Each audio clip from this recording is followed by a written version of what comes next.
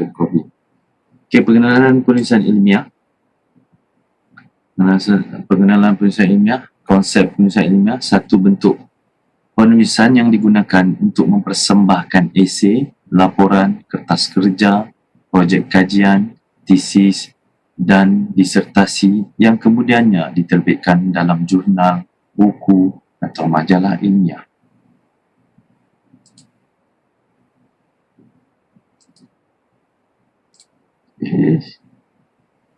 Menurut American Psychological Association edisi ke-6 APA 2010 pada tahun 2010 menyatakan bahawa penulisan ilmiah dilihat sebagai bentuk penulisan akademik yang digunakan untuk mempersembahkan sesuatu idea atau konsep kajian yang merujuk kepada sesuatu sumber yang berautoriti.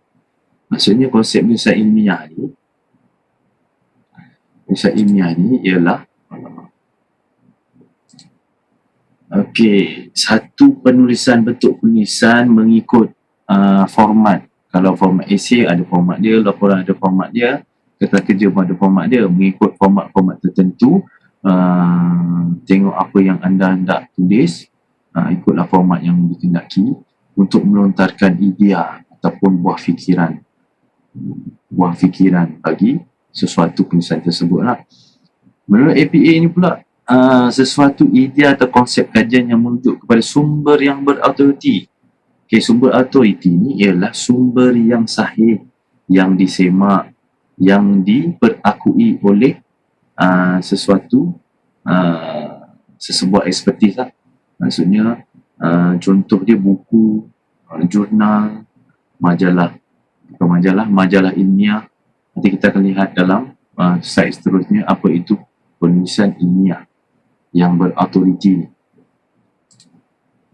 Ciri penulisan ilmiah, cepat, tepat, benar dan tidak membuat andaian, tidak bersifat emosional, tidak bersifat argumentatif dan persuasif, disokong oleh bukti kukuh dan jelas, menyampaikan fakta secara sistematik, mengupas meneroka isu secara mendalam, mempunyai format yang standard.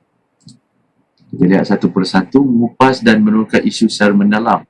Maksudnya, ayat topik dia dalam penulisan kita perlu ada ayat topik, ayat sokongan lanjutan, ayat contoh, ayat data dan ayat kesimpulan kecil dalam setiap paragraf ataupun setiap sebelum beralih kepada penulisan seterusnya, perlunya ada ayat kesimpulan. Ayat kesimpulan kecil seperti beginilah yang anda tengok. Sebelum itu, cermat, tepat, tidak membuat andaian ni tahu tiada perkataan yang memandai, bukan memandai-mandai tapi membuat andaian. Maksudnya tak ada kata malangnya, pilunya, tak ada. Itu dalam novel, dalam penulisan ilmiah, ciri-ciri perlu cermat, tepat, benar dan tidak membuat andaian. Emosi semua tahu, dalam penulisan ilmiah tiada emosi, kan? Tiada bentuk macam novel, tiada emosi. Semuanya bersifat formal.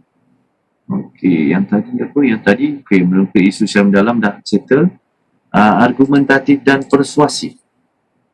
Argumentatif dan persuasif ni, apa dia? Argumentatif, perbalahan, pertikaian, dalam satu penulisan tersebut tiada unsur sebegitu. Persuasif pula ialah pemujukan. Tiada unsur pemujukan, tiada unsur pemujukan ni macam memujuk lah. Macam lelaki memujuk perempuan, tak ada. Disokong bukti kukuh dan jelas, maksudnya pembuktian tu mestilah berdasarkan sumber yang berautoriti yang kita bincangkan tadi tu. Mempunyai format yang standard. Kita lihat format yang standard bagi kita, penulisan kita ikut format APA. Apa itu APA? Yang ni lah, berkaitan dengan format jenis huruf, saiz huruf, langkau 2 baris, santak kiri, margin, muka surat perenggan dan tanda baca. Boleh tengok dalam buku nota awak. Ini macam mana nak buat justify imbangan teks di sini. Huruf, jenis huruf, langkau 2 baris.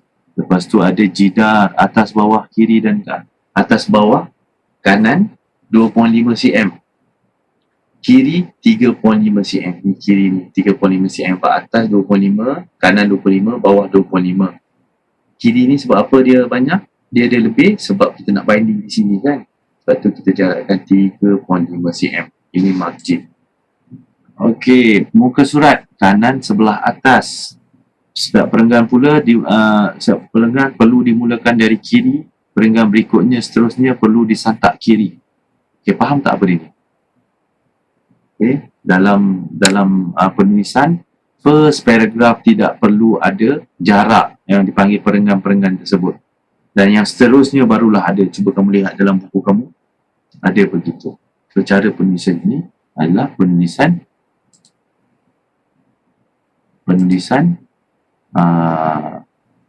mengikut gaya AP. Seterusnya, konsep dan jenis penulisan ilmiah. Okey, jenis penulisan ilmiah boleh dibezakan berdasarkan ciri-ciri khusus. Okey, setiap penulisan ilmiah ni ada jenis dia. Jurnal tulis macam mana, tesis macam mana, buku macam mana, dia ada format dia yang tersendiri. Okey, iaitu jumlah perkataan, helaian muka surat, objektif penulisan, tempoh masa menulis teks ilmiah, jenis halayak, skop topik, status penulis dan nilai kandungan. Okey, jenis penulisan ilmiah ni ada 6. Okey, ini yang berautoriti. Okey, ini yang disemak. Dengan apa disemak? Contoh jurnal akan disemak oleh pakar ataupun ekspertis yang telah dipilih dalam bidangnya. Tesis pula penulisan PhD. Penulisan pencapaian pengajian yang tertinggi iaitu PhD. Ataupun disertasi. Disertasi ini digunakan untuk masters. Tesis ini untuk PhD sebenarnya. Tapi di Malaysia kita gunakan tesis je semua. Tak apalah. Buku pula kita ada ISBN, yang mana dalam buku tersebut kita ada International Series Book Number di belakang ataupun di di muka surat yang kedua. Itu yang berautoriti. Kalau tak ada barcode tersebut, itu adalah tidak berautoriti. Saya buat contoh.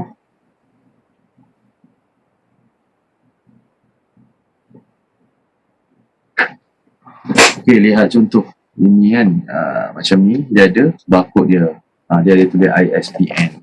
Dekat muka surat yang kedua, kita ada ISBN juga. Nampak? ISBN. Dia akan tulis kat sini ISBN number. Okey. Ini panggil International Series Book Number. Ini berautoriti. Ada barcode belakang, berautoriti. Kalau tak ada barcode, bukan autoriti. Kotak persidangan sama macam jurnal. Esei ilmiah yang seperti yang kamu buat ni, yang kamu akan buat dalam assignment ketiga. Majalah ilmiah, majalah bukan majalah bukan majalah apa? Bukan majalah gila-gila ke, majalah kereta ke, bukan. Okey, dia adalah majalah ilmiah sahaja yang digunakan pakai untuk penulisan ilmiah. Okay, saya terangkan tadi, penulisan jurnal ataupun kertas persidangan. Jurnal kita terang-terang tengok di sini ada jurnal, tajuk, nama penulis, abstrak, dan penulisan penulisan detail ataupun perinciannya perlu ditulis dalam portfolio 2. Semua sedia maklum, portfolio 2 boleh lihat dalam My Guru apa yang kita nak tulis dalam portfolio 2. Benda-benda ini rujukan kamu dapat berkaitan dengan tajuk yang setelah saya berikan. Okay. Buku, saya cakap ada ISBN. You tengok ISBN di sini.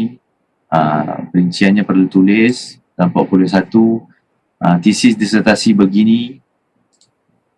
Majalah Ujang, majalah Mangga tak boleh. Okay. Artikel dalam majalah ilmiah saja digunakan pakai sebagai penulisan ilmiah, dan kamu boleh rujuk jika ada kaitan dengan tajuk yang kamu akan buat. Okey, lihat sekejap, baca.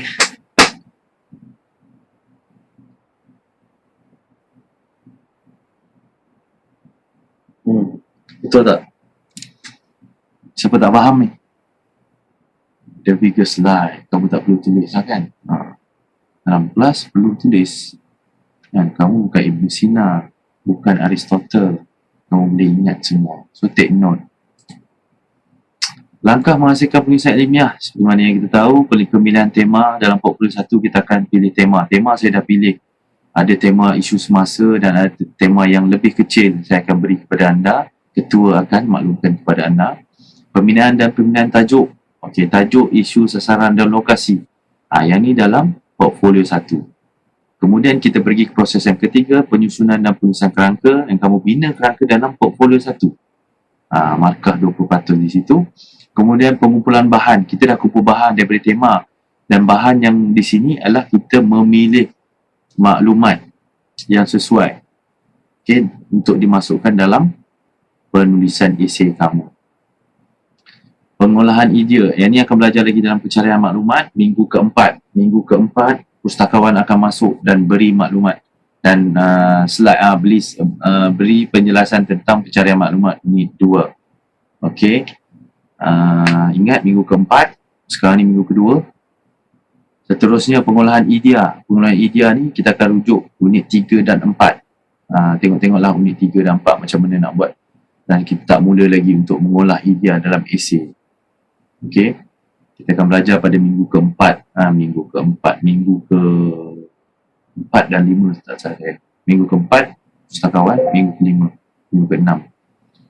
Dan proses ke-6 ialah proses penyuntingan. Penyuntingan ni ada dalam rujukan unit keempat, macam mana kita nak sunting sebelum menghantar tulisan esei. Okey, pembinaan tajuk, sasaran dan sebagainya ni tak ada masalah. Sasaran hidup ni pelajar, sasaran tak hidup ni pendidikan. Ini sasaran hidup dan tak hidup. So, tajuk kamu perlu ada isu. Frasa isu di sini adalah keberkesanan teknologi maklumat. Sasaran pelajar, lokasi sekolah. So, tajuk penuhnya ialah keberkesanan teknologi maklumat di kalangan pelajar di sekolah, di kalangan pelajar. Kalau tak hidup, di dalam sistem pendidikan di sekolah. Nampak tak pembinaan tajuk bagi penulisan esei? Ini dikatakan valid, tajuk yang boleh diterima. Bukannya tulis persoalan apa yang dimaksudkan dengan teknologi maklumat. Bukan, penulisan esei bukan sedemikian. Yang seterusnya, penulisan pembinaan saya dah terangkan tadi. Buat pengenalan apa dia, kamu kena tulis kerangka ni dalam portfolio 1 dah kena tulis. Tapi ikut judul yang kamu dah dapat. Penulisan kerangka, penulisan esei kamu tulislah subtopik 1, 2, 3 ni apa yang kamu nak huraikan dalam esei nanti. Ini kerangka penulisan esei ilmiah. Pengumpulan bahan, saya dah terangkan tadi. Pengolahan idea, macam mana olah idea unit 4. Penyuntingan unit yang terakhir, kita akan menyunting semuanya. Suntingan dari segi format, dari segi saiz huruf, dari segi tata bahasa, dari segi titik, koma, ayat dan sebagainya lah. Unsur plagiat. Okey, IPS, UPSI. Apa itu maksud plagiat? Penggunaan idea atau hasil kerja atau data yang diambil daripada orang lain yang diletakkan dalam teks utama tanpa memberikan penghargaan kepada penulis asal. Okey, elemen plagiat menyalin secara terus ayat atau perenggan dari sumber rujukan yang diperoleh seolah-olah hasil anda sendiri, menggunakan ayat yang asli dari sumber tanpa menggunakan tanda pengikat kata atau santak walaupun sumber diakui, memparafrasa tanpa mengaku dan tanpa pengakuan ataupun perakuan. Itu adalah elemen plagiat. Seterusnya, yang seterusnya, ini jenis-jenis kesalahan meniru ataupun plagiat. Memilih yang hitam bold tu ialah headline dia lah, memilih ke, menggunakan ke, menyerahkan, menggunakan, membentang, mengambil, mengguna, menerbit, meminta, membeli, memaksa, menyamar, membuat, menyerahkan karya sendiri, menyerahkan karya yang sama, mereka ataupun mengada-adakan bahan rujukan atau guna rujukan yang salah, menulis semua teks mereka dan mengadakan dapatan kajian statistik, jadual dan graf. Itu adalah copy paste.